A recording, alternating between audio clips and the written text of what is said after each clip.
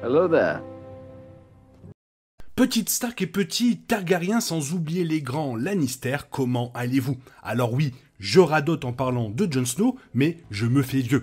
Bref, revenons donc sur le personnage de Jon Snow dans Game of Thrones qui a vu non pas un héritage, mais deux complètement ruinés, et je vous en parle juste après ça. Let's go.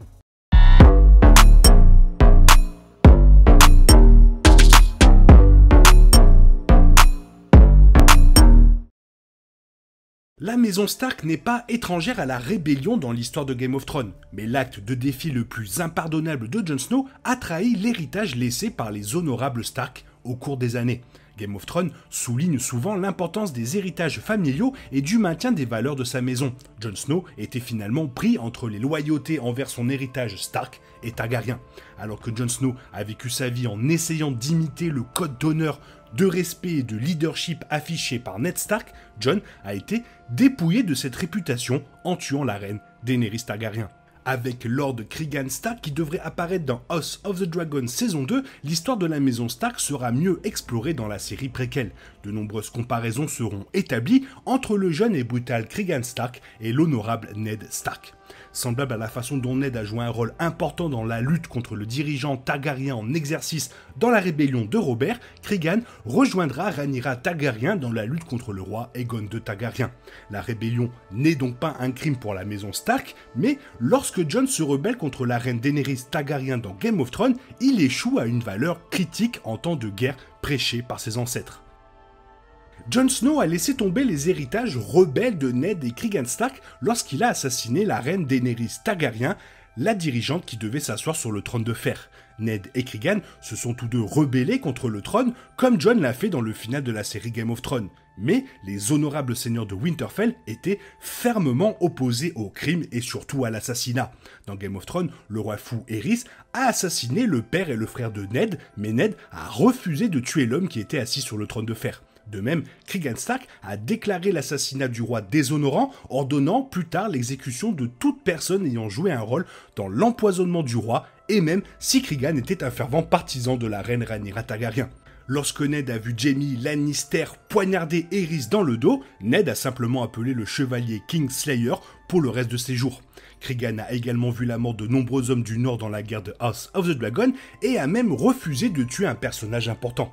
En découvrant que les Verts Larys Strong et Corlys Velaryon ont conspiré pour tuer Aegon, Lord Cregan Stark a perdu tout respect ou pitié pour ses hommes, et selon le livre Fire and Blood de George R. Martin, Cregan a fait honte aux serpents de mer en prêchant que Aegon était un briseur de serments, un Kingslayer et un usurpateur, mais toujours un roi. La maison Stark essaiera de retirer certains dirigeants Targaryens du trône de fer, mais ne s'abaissera jamais à l'acte déshonorant de tuer un roi ou une reine. Ainsi, si Ned et Cregan avaient appris que leur descendant Jon Snow avait assassiné sa reine, ils auraient profondément honte de lui.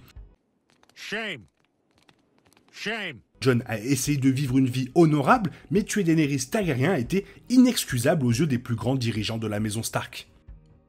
L'histoire de la maison Targaryen indique que bon nombre de ses dirigeants auraient soutenu les actions de Daenerys en prenant le trône de fer. Même s'ils n'étaient pas d'accord avec l'acte tyrannique de Daenerys d'incendier Port-Réal, les Targaryens n'auraient pas accepté l'acte de meurtre affiché par Jon Snow.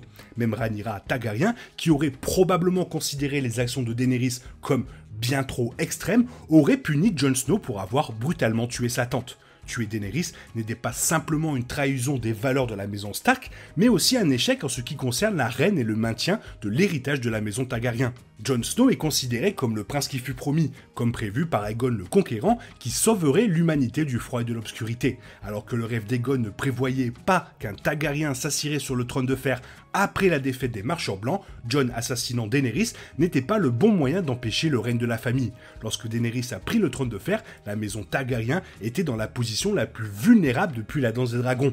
Mais Jon a jeté l'héritage, le pouvoir du dragon et l'avenir de la famille après avoir suivi les conseils de Tyrion. Ned et Cregan étaient farouchement opposés à l'assassinat du roi ou de la reine et leurs punitions ont été établies en conséquence. L'ancêtre de Jon, Cregan Stark, a ordonné la mort de nombreuses personnes à Port-Réal, mais leur a permis de vivre sous une exception. Ils doivent prendre le noir et rejoindre la garde de nuit.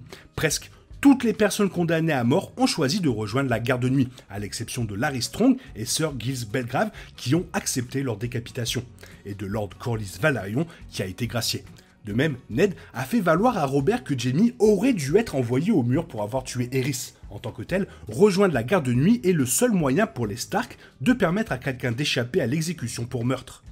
Jon Snow a fini par être envoyé au mur pour avoir tué Daenerys à la fin de Game of Thrones, donc son sort correspondait à l'histoire de sa famille. Malgré le fait que Sansa et Arya aient protesté contre son exil, obéir aux valeurs des ancêtres de la maison Stark signifiait que l'envoyer au mur était la bonne décision.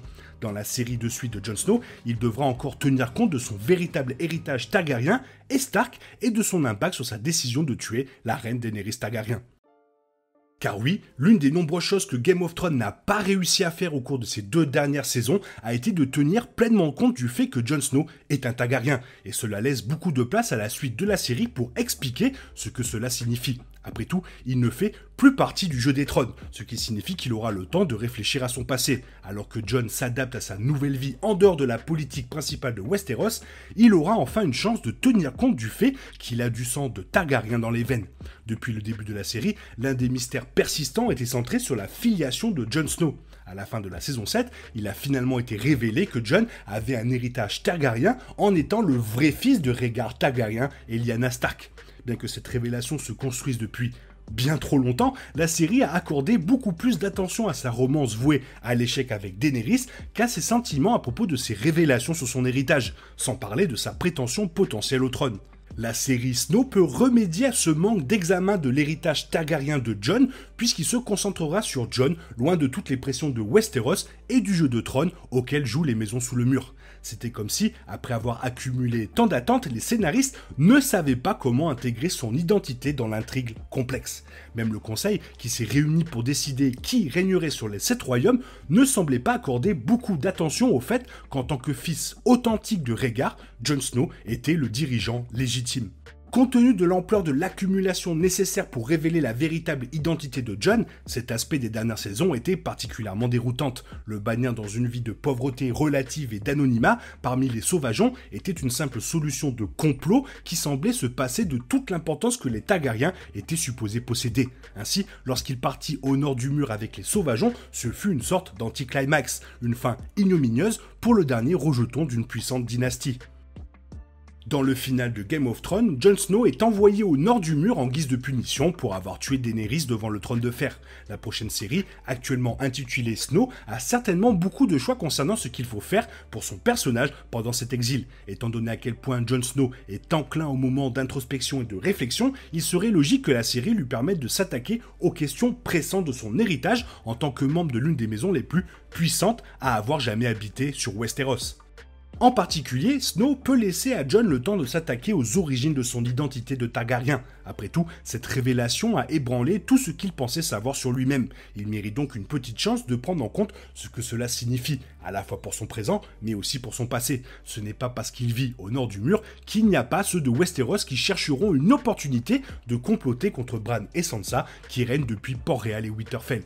Les dernières saisons de Game of Thrones ont beaucoup contribué à aliéner même les fans de longue date et l'arc de caractère de Jon Snow a été l'une des victimes les plus importantes de l'écriture précipitée et parfois bâclée. Heureusement, donner à ce personnage une série entière ouvre un tout nouvel ensemble de possibilités pour élaborer sur ses luttes internes et sa prise en compte de son identité en tant que Targaryen. Même si la suite centrée sur Jon Snow ne résoudrait pas le final de Game of Thrones, se concentrer sur cet aspect de son identité constituera une histoire forte à part entière et aidera à dissiper une mauvaise volonté résiduelle qui s'accroche encore à Game of Thrones. Comme quoi, cette série Jon Snow, il va y avoir pas mal de choses à étudier et ça annonce du lourd. Toi, qu'est-ce que tu en penses? Fais-moi part de ton avis dans la zone commentaire et sinon, il est temps pour toi de reprendre le cours normal de ta vie. On se retrouve demain pour une nouvelle vidéo. Bisous, bisous, bye bye.